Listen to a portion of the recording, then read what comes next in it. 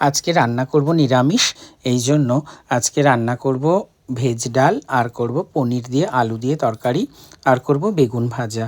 তো সবার প্রথমে মুগ ডালটা আমি শুকনো খোলায় ভালো করে ভেজে নিয়েছি। ভেজে খুব ভালো করে ধুয়ে আমি জল দিয়ে সেদ্ধ বসিয়ে দিয়েছিলাম। এই যে ডালটা খুব সুন্দর মতন সেদ্ধ করে নিয়েছি। আর বেগুন এখন লম্বা লম্বা করে ভাজা খেতে খুবই ভালো লাগে, শীতকালের বেগুন, তাই লম্বা লম্বা করে একটা বেগুনকে 4 টুকরো করে নিয়েছি।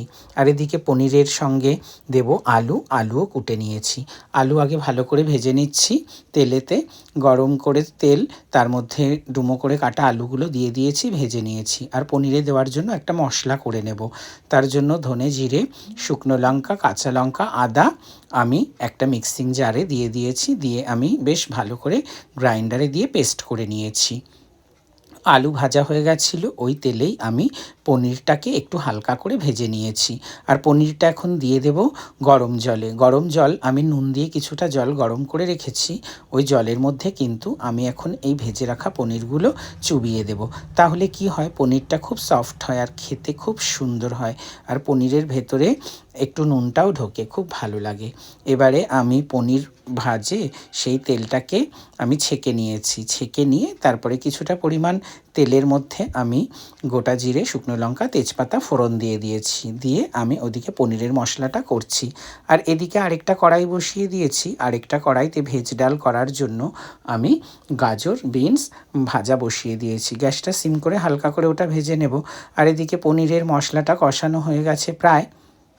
এখন আমি এর মধ্যে ডুমো করে কেটে রাখা যে ভেজে রেখেছিলাম আলুগুলো, ওই আলুগুলো ওর মধ্যে দিয়ে দেব। দিয়ে মশলার আলু খুব ভালো করে একসঙ্গে কষিয়ে নেব। আর এদিকে ক্যাপসিকাম আর বিনস আর গাজর ভাজা হয়ে গেছে। এখন যেটুকু তেল ছিল ওটুকু তেলে আমি কয়েক টুকরো ফুলকপি দিয়ে দিয়েছি। ফুলকপিটাও ভালো করে ভেজে নিচ্ছি। আর এপাশের গ্যাসে পনিরের জন্য আলুটা কষানো হয়ে গেছে।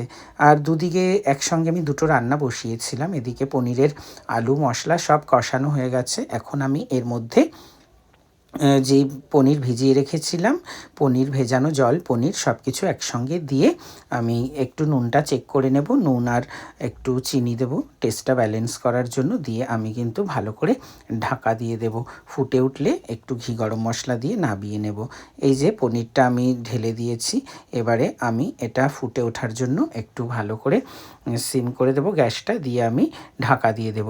আর এদিকে আমি ডালটা দিয়ে দিয়েছি। ডালটার মধ্যে ফোড়নে দিয়েছি তেজপাতা, শুকনো লঙ্কা, গোটা জিরে আর আদা বাটা। এটা আমি দেখাতে পারলাম না। তারপরে ডালটা ঢেলে দিয়েছি আর ডালের ভেতরে ভেজে রাখা সবজিগুলো দিয়ে দিয়েছি। আর এখন আমি এর মধ্যে পরিমাণ মতো নুন আর চিনি, হলুদ সব কিছু মিশিয়ে ডালটাকে ভালো করে ফুটিয়ে নেব। তাহলেই রেডি হয়ে যাবে ভেজ ডাল। কিন্তু আজকে ভেজ ডালে ঘি বা গরম মশলা কিছুই দেব না, কারণ ডালটা একটু হালকা করছি। একটু ঘি গরম মশলা দিতেই পারতাম, ডালটাও আবার সেই রিচ হয়ে যাবে। কারণ এদিকে পনিরের তরকারিতে ঘি গরম মশলা দিয়েছি, আবার মুগ ডালে যদি ঘি গরম মশলা দিই, তাই আর কি। এখন ডালটা ভালো করে ফুটে ওঠা অবধি আমি অপেক্ষা করব। তার জন্য ডালটা ভালো করে ঢেকে দিলাম। আর এদিকে পনিরের তরকারি নাবানোর সময় হয়ে গেছে, তাই ঘি আর গরম মশলা দিয়ে দিলাম। দিয়ে ভালো করে পনিরের তরকারিটা নেড়েচেড়ে দুটো বাটিতে ভাগ করে রাখলাম, একটা দুপুরের জন্য আর একটা রাতের জন্য। এদিকে ডালটাও হয়ে গেছে, দেখো ডালটা আমি নাবিয়ে নিয়েছি। ডালটাও তাই দুটো বাটিতে ভাগ করে নিয়েছি, দুপুরের জন্য আর রাতের জন্য। এবারে কিন্তু আমি বেগুনগুলো ভেজে তুলব। বেগুনগুলো লাল লাল করে ভেজে তুলব। আর এদিকের গ্যাসে আমি ভাত বসিয়ে দিয়েছি। তাহলে আজকের রান্নাবান্না ডাল, বেগুন ভাজা আর হচ্ছে পনিরের তরকারি আর ভাত।